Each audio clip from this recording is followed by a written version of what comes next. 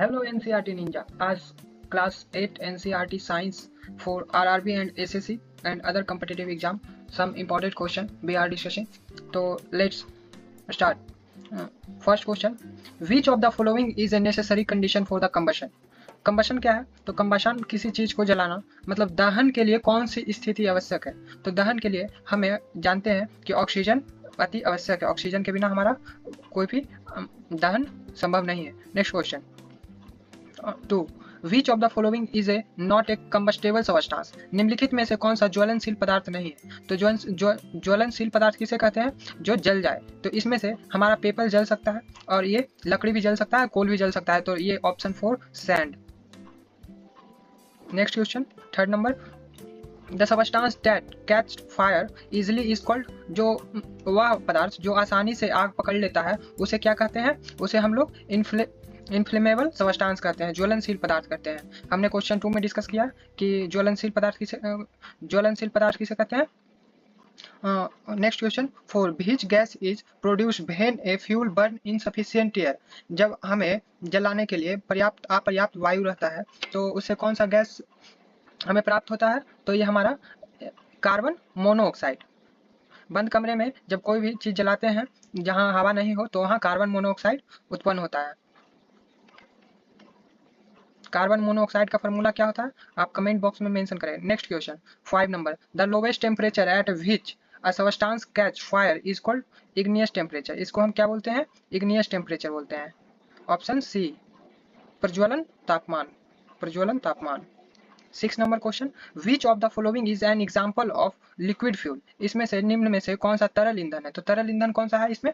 हमारा option C would जो है एक सॉलिड है, और ये एलपीजी है जो हमारा गैसियस है, और ये कोल है ये भी सॉलिड है। ये हमारा पेट्रोल जो होगा लिक्विड फॉर्म में है। Next question 7 number, fire produce by oil can not be control by.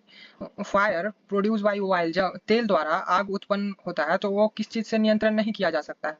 तो ये हमारा तेल के द्वारा जो आग उत्पन्न होता है वो हमारा ऑप्शन बी वाटर के द्वारा हम लोग उसे कंट्रोल नहीं कर सकते हैं। नेक्स्ट क्वेश्चन हम लोग का 8, विच of the following is the best example of solid fuel. ठोस ईंधन के सबसे अच्छा उदाहरण निम्नलिखित में से कौन सा है? ठोस सॉलिड फ्यूल का इसमें सबसे बेस्ट, ये जो हम अभी पिछला क्वेश्चन में बताए हैं कि एलपीजी हमारा गैसियस फॉर्म में है, तो ये ठोस हमारा वुड हो जाएगा, केरोसिन लिक्विड, और पेट्रोल भी लिक्विड फॉर्म में होता है। तो ये हमारा ऑप्शन बी वुडेन।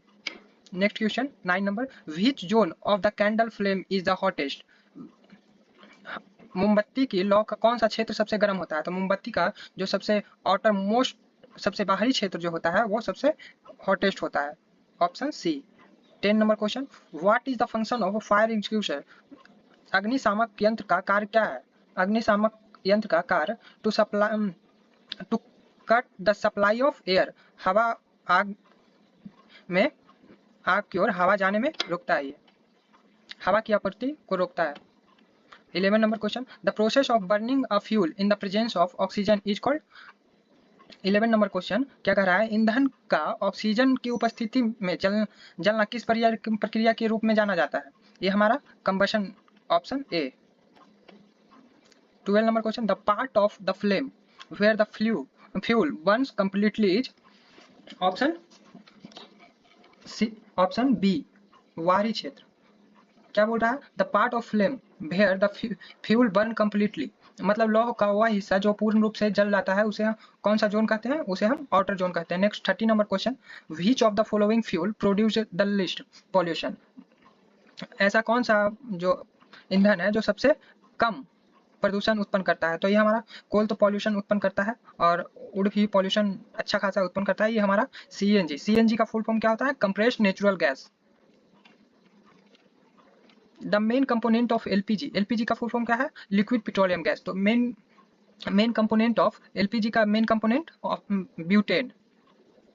ब्यूटेन का जो फार्मूला होता है आप लोग कमेंट बॉक्स में मेंशन करें।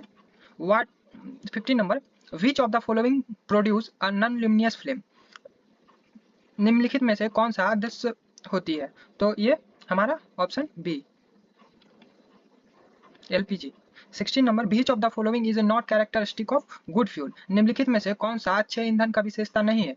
तो ये हमारा हाई कैलोरीफिक वैल्यू ये हमारा एक गुड फ्यूल का कैरेक्टरिस्टिक होना चाहिए कि उसका कैलोरीफिक वैल्यू जो हाई होना चाहिए, और लो इग्नियस टेम्परेचर ये भी हमारा कैरेक्टरिस्टिक होना चाहिए गुड का, ये option C. Produce harmful gas, ये गुड फ्यूल का कैरेक्टरिस्टिक नहीं है कि ज़्यादा उससे हार्मफुल गैस रिलीज हो। तो 17 number, which of the following produce the high amount of energy per unit mass, निम्नलिखित में कौन प्रति इकाई द्रव्यमान में सबसे अधिक ऊर्जा उत्पन्न करता है? Option C, hydrogen.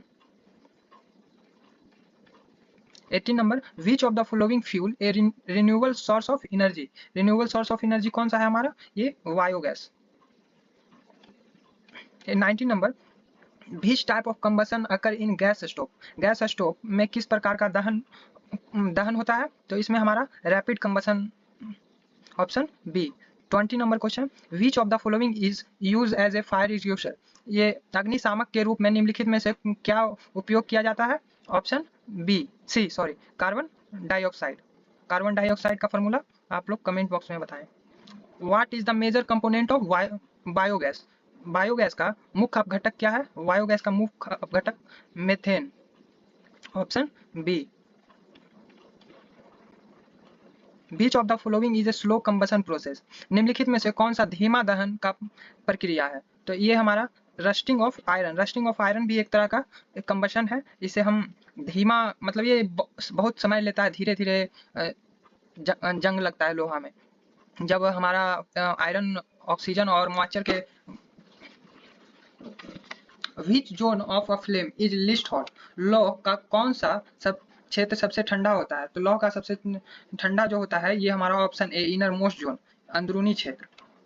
Next question 24 number, which of the following is A by product of complete combustion, by पूर्ण दहन का ये जो हमारा बोल रहा है, ऑप्शन क्या होगा इसका? बी, कार्बन डाइऑक्साइड, इसका option. Which of the following is A by product of combustion, combustion का जो, कंबशन के बाद जो बाई प्रोडक्ट हमारा मिलता है वो कौन सा है? Carbon dioxide. Next number 25 and last, in which form of energy release during combustion, combustion के दौरान हमारा कौन सा एनर्जी रिलीज होता है? ओनली हीट, ओनली लाइट, तो ये हीट भी रिलीज होता है और लाइट भी, तो ये हमारा option C, both heat and light. Thank you for visit YouTube channel, like and subscribe for upcoming next video.